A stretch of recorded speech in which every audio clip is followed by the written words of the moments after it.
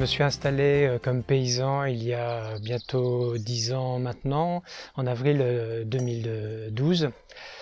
J'ai créé la ferme des Petits Pas et je suis devenu paysan parce que j'étais très impliqué dans le mouvement des AMAP. Donc ce qui m'intéressait, c'était de pouvoir participer à l'aventure de l'agriculture paysanne et notamment d'un point essentiel de l'agriculture paysanne qui est la notion d'autonomie.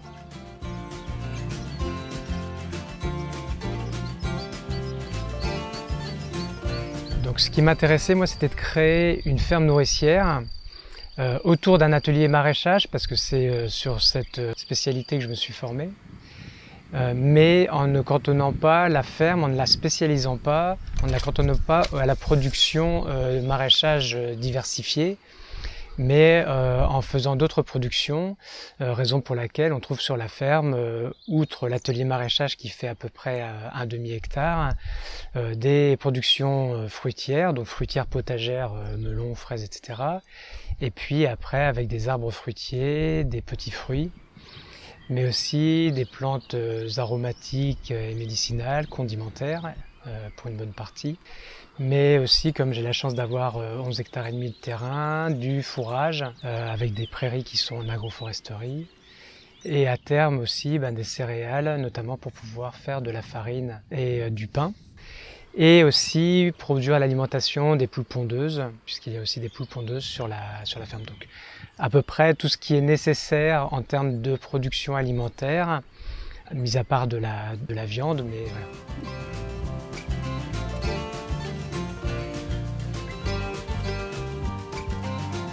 Ce qui est produit sur la ferme, donc aussi bien les légumes que les œufs quand il y en a et les fruits, sont vendus en vente directe, en petite partie à travers la vente à la ferme qui a lieu une fois par semaine le samedi matin, mais essentiellement à travers l'AMAP, une AMAP qu'on a créée depuis mon installation sur Durtal, et je nourris environ 25 familles chaque semaine.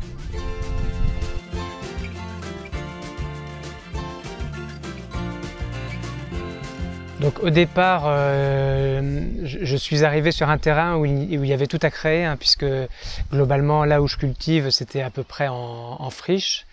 En revanche, je disposais du terrain puisqu'on a créé un GFA familial, un groupement foncier agricole familial avec mes parents et ma femme, pour pouvoir accéder à ces 11 hectares et demi. Donc je disposais du terrain, et après je disposais d'une épargne de ma précédente vie professionnelle, ce qui m'a permis, en plus de prêts relativement limités, prêts d'honneur et prêts auprès de la NEF, la Nouvelle Économie Fraternelle, de pouvoir faire les investissements nécessaires.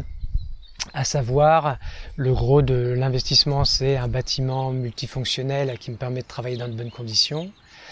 Et puis après, deux tunnels froids fixes, le circuit d'irrigation, un forage, plusieurs réserves pour conserver l'eau.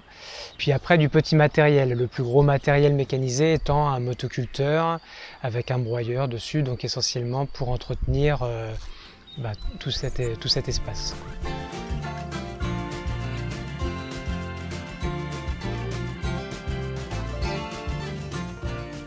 Jusqu'à récemment, j'étais le seul permanent sur la ferme. Depuis maintenant 1 an et demi, j'accueille, alors j'ai accueilli un stagiaire et depuis 1 an et demi, donc il y a une apprentie, Olivia, qui travaille avec moi donc à mi-temps, et à mi-temps elle se forme en BTS. Et puis surtout, depuis mon installation, j'accueille un certain nombre de stagiaires. Alors, ça représente une force de travail qui, à certaines périodes, est non négligeable et permet du coup d'avancer sur des travaux qui nécessitent d'être à plusieurs assez vite. En revanche, je m'astreins à faire en sorte que cet apport de main-d'œuvre ne soit pas indispensable, dans le sens où la ferme peut très bien fonctionner sans stagiaire. Voilà, donc globalement, il y a 1,5 emploi temps plein, si ce n'est que cet emploi temps plein, c'est vraiment un emploi temps plein à 35-40 heures. C'est-à-dire que mon objectif étant d'être suffisamment disponible pour m'occuper de ma famille. Sur l'année, je travaille de 35 à 40 heures par semaine, avec des pointes aux alentours de 45 heures en pleine saison comme au printemps. Mais en tout cas avec toujours la capacité de pouvoir jouer mon rôle dans notre foyer de 3 jeunes enfants, et puis aussi avoir une vie active à côté, et notamment en tant qu'élu local.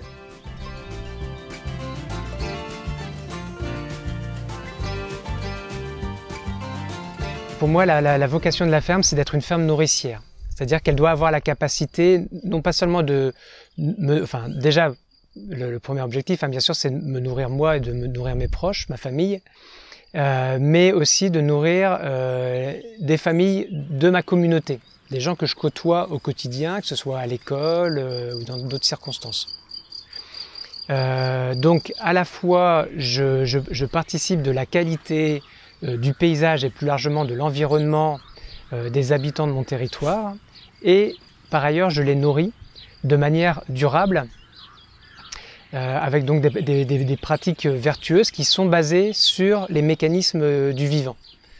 Donc c'est en ça que je considère que, en effet, mes pratiques se placent dans le cadre de l'agroécologie, c'est-à-dire qu'on a véritablement l'ensemble des dimensions environnementales, économiques et sociales, et véritablement avec un rôle social à la fois pour la ferme et le paysan qui y travaille. Voilà.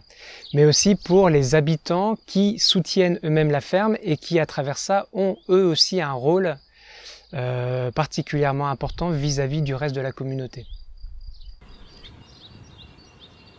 Là, à l'heure actuelle, les projections avec les productions que je fais montrent qu'il est tout à fait possible de générer sur un demi-hectare de quoi rémunérer une personne. Et c'est d'ailleurs globalement ce qui se passe, puisque autant moi je ne me verse pas de salaire parce que ça n'est pas un de mes objectifs et que je n'y passe pas d'ailleurs le temps nécessaire sur la ferme qui me permettrait de justifier ce salaire, autant je verse un salaire puisque j'ai une apprentie qui travaille à mi-temps mais touche un salaire pour cette présence-là.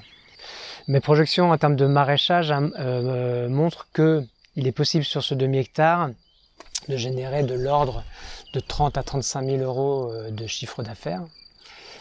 Ce qui est rapporté aux charges opérationnelles qui, elles, depuis le départ, ont véritablement diminué, plus le fait que les amortissements sont derrière moi et que du coup, désormais, il y a très peu d'annuités à rembourser, ça fait qu'il y a une marge bénéficiaire qui est beaucoup plus facile à produire, raison pour laquelle, véritablement, je suis en capacité d'affirmer qu'il est possible de générer sur ce demi-hectare de quoi faire vivre une personne, et après à chacun d'y mettre sa définition derrière. Il a fallu à peu près 5-6 ans pour atteindre cet équilibre-là, et aussi du fait que j'étais complètement inexpérimenté. Donc quelqu'un qui aurait déjà un peu roulé sa bosse, fait le tour de ferme et ayant été salarié d'une structure, etc., je suis convaincu que ça peut aller beaucoup plus vite. Je pense qu'en 2 ou 3 ans, bien accompagné et bien informé, on peut tout à fait atteindre ça. Mais j'y suis allé à ce rythme-là aussi parce que ça m'a permis, ce rythme a été compatible avec ma vie familiale. Entre-temps, depuis mon installation, on a eu 2 enfants quand même, et je m'en suis pas mal occupé. Et je m'occupe pas mal de la vie de la maisonnée, etc. On a lancé le chantier de construction de la maison il y a 4 ans. Enfin bon, voilà. Il s'est passé beaucoup de choses. Et ça, habituellement, quand on fait un bilan économique et qu'on cherche la rentabilité, ça n'entre pas en ligne de compte. Et je trouve que ça fausse complètement la chose. Et ça pourrait amener certains à dire, non, ce modèle agricole n'est pas rentable, alors qu'en fait, il est plus que viable et vivable. Parce que au moins, je travaille pas 70 heures par semaine. Au bout de 9 ans, tiens, bizarrement, je suis encore là. Donc c'est bien qu'il y a quand même, au fond, quelque chose de légitime et de performant. Enfin, voilà. Un autre résultat évident, c'est en termes de reconnaissance. Et ça, alors, il se trouve que dans ma précédente vie professionnelle, j'avais un métier qui était particulièrement bien reconnu et qui avait une bonne image dans la société. Eh bien, En m'installant comme paysan, vraiment l'impression que j'ai, c'est d'être encore plus reconnu que dans ma vie professionnelle précédente. Parce que je participe de plein de choses importantes au quotidien pour les gens qui sont autour de moi, qui consomment mes légumes, etc. Et du coup, je me retrouve à jouer un rôle dans la société, notamment, que ce soit nationalement, puisque dans le cadre de mon engagement militant, j'ai été amené à représenter le mouvement des AMAP au niveau national, en tant que paysan. Et puis au niveau local, et c'est bien cette légitimité qui m'a permis d'avoir un rôle localement et de pouvoir être légitime quand j'élabore avec d'autres une politique alimentaire, agricole et alimentaire locale. Donc ça, c'est quand même un point vraiment très important. C'est là que je dépasse largement le périmètre, les limites de la ferme, et que j'ai un impact au-delà.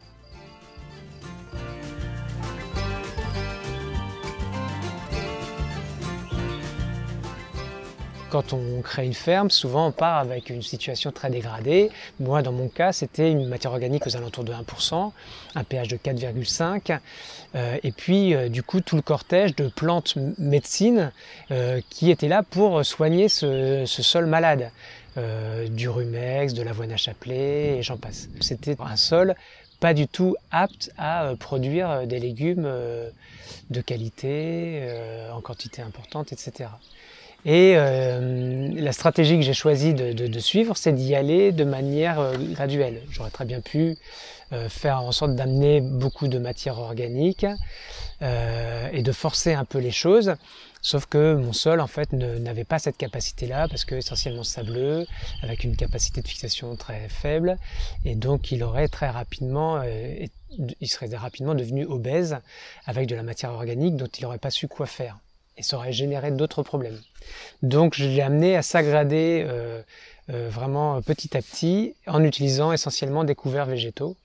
Donc en demandant à des plantes d'améliorer le sol et ensuite en détruisant ces plantes-là pour participer à la gradation du sol. Ma vision agronomique, elle est basée essentiellement sur des mécanismes, les mécanismes du vivant, qui sont notamment le fait que la plante va être le chef d'orchestre de la fertilité du sol et qu'elle va orienter la fertilité de manière à pouvoir obtenir des êtres vivants qui y sont présents, les nutriments dont elle a besoin et qu'elle n'est pas capable de se fournir toute seule. Mais pour ça, il faut que le sol soit réellement vivant, donc non perturbé, donc sans travail de sol. Donc ça, c'est vraiment pour moi la chose le pilier central, hein, c'est la fertilité du sol basée sur le fonctionnement autour de la plante, chef d'orchestre de la fertilité, travaillant en symbiose avec les micro-organismes du sol.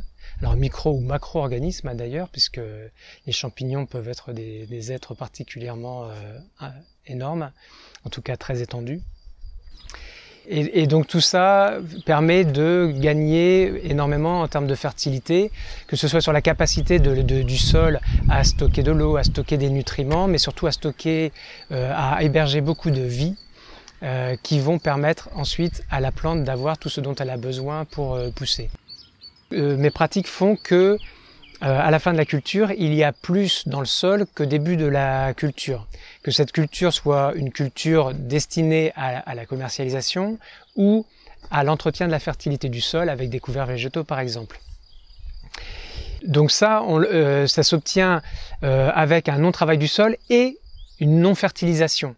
Pourquoi ? Parce que donc la plante est le chef d'orchestre de la fertilité du sol. Elle crée véritablement le sol. Comment est-ce qu'elle le fait ? Elle le fait notamment avec un mécanisme qui est fondamental, qui est connu depuis la fin du 19e siècle, qui s'appelle la rhizodéposition, avec rhizo comme racine. C'est le fait que la plante émet des exsudats racinaires, en l'occurrence essentiellement donc, du sucre avec sa sève élaborée, pour nourrir la vie du sol, et notamment les bactéries, mais aussi les champignons, qui, eux, vont avoir la capacité de lui fournir les nutriments qu'elle n'est pas capable de produire ou d'aller chercher par elle-même. Ça ne fonctionne que si on ne perturbe pas le sol, donc pas de travail du sol, et qu'on ne fertilise pas, parce que si on fertilise, c'est un peu comme si on mettait la plante sous perfusion, et donc elle ne va pas perdre de l'énergie à élaborer ces symbioses avec l'activité biologique du sol. Alors le résultat principal, c'est que la fertilité de mes sols s'est grandement aggradée. Donc ça, la meilleure mesure que je peux faire, c'est d'observer les cultures que je mets en place et la façon dont ça se comporte, le calibre, la qualité, la résistance aussi, puisqu'il y a vraiment une notion de résilience derrière, une capacité à mieux résister au stress des plantes que je fais pousser, stress hydrique, le froid, etc. Donc ça c'est vraiment évident. Alors maintenant au bout de 9 ans c'est plus qu'évident, ça saute aux yeux. Par ailleurs bien sûr j'ai eu des analyses de sol qui m'ont montré que désormais le pH est équilibré aux alentours de 7,2, que la matière organique a dépassé les 3%, etc. Bon. Et tout ça encore une fois sans faire des apports massifs, etc. Mais là où c'est le plus évident, c'est par rapport à la vie que ça a généré sur la ferme. Et cette vie, elle est multiple, bien sûr dans le sol, et elle participe grandement à la fertilité et à la qualité des légumes que je produis, mais aussi dans tout l'écosystème qui a été créé en termes de nombre de passereaux, de diversité d'insectes, et puis des gens qui gravitent aussi, parce que il y a une richesse humaine sur cette ferme qui est véritablement très conséquente, notamment avec les stagiaires qui viennent y passer du temps et qui apportent leur savoir, leurs compétences, qui échangent entre eux, les amapiens qui ils viennent avec leurs enfants et à la fois ils acquièrent des choses et ils transmettent des choses, les autres producteurs qui viennent aussi livrer leurs produits, donc ça véritablement, il y a une aggradation là où au départ on est parti d'un terrain particulièrement ingrat, en friche, et bien on en a fait quelque part une oasis particulièrement favorable à des échanges de diverses sortes. Donc ça, vraiment, le principal résultat, c'est d'avoir créé un milieu très riche en biodiversité, et j'inclus les êtres humains dedans.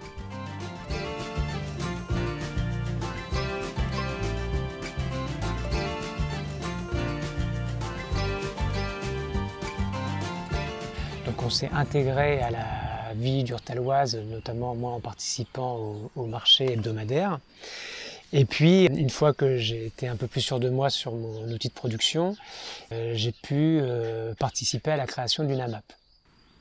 Et là a commencé véritablement l'intégration dans le paysage, la légitimité de mon rôle de paysan nourricier dans le paysage. Certes que de 25 familles environ, d'accord, mais avec un rôle reconnu, d'autant plus que il se trouve que je suis le seul maraîcher de la commune. Avec d'autres personnes, et notamment une amapienne, une amie amapienne, on a souhaité aller plus loin et porter quelque chose qui permette d'élargir et d'aller au-delà du seul cercle de la MAP, notamment en portant un projet de création de magasins de producteurs. On s'est rapidement rendu compte que dès qu'on travaillait sur ces questions-là, qui sont assez transversales, comme l'alimentation, la politique locale joue un rôle essentiel, c'est-à-dire qu'il faut qu'il y ait un portage politique, sinon ça ne marche pas.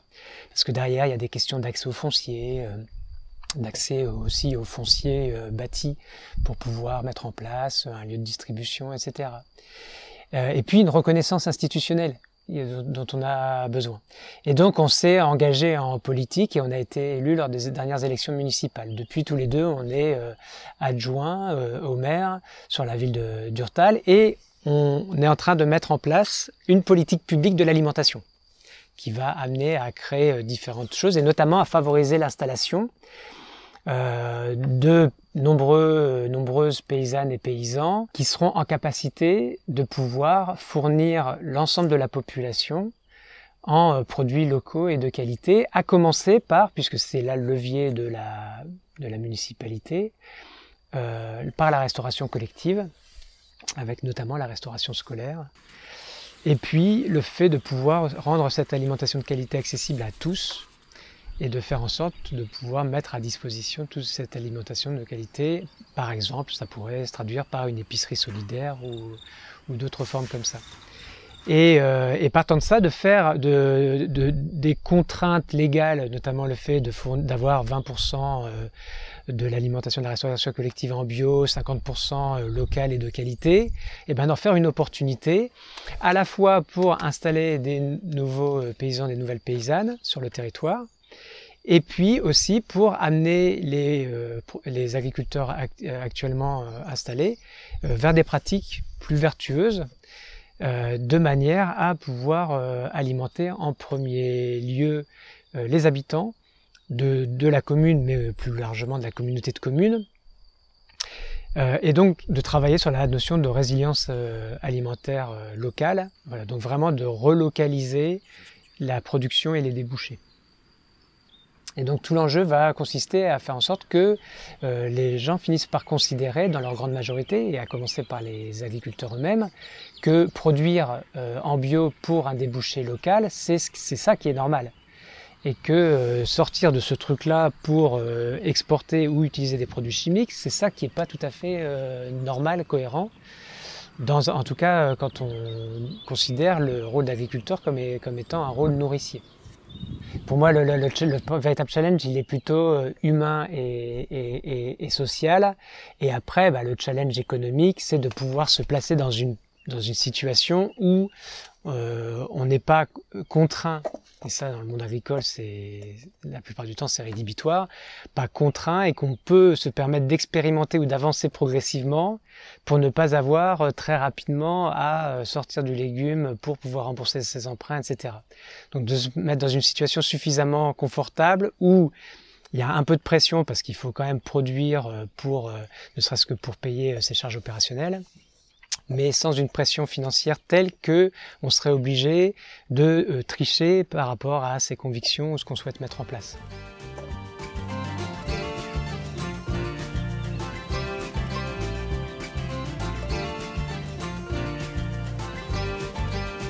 Il y a bien une chose que je peux dire, c'est de ne pas confondre le fait de ne pas travailler contre le vivant, hein, typiquement comme on fait avec l'agriculture biologique, où il est interdit d'utiliser des produits pesticides qui vont annihiler la vie, qui vont vraiment lutter contre la vie.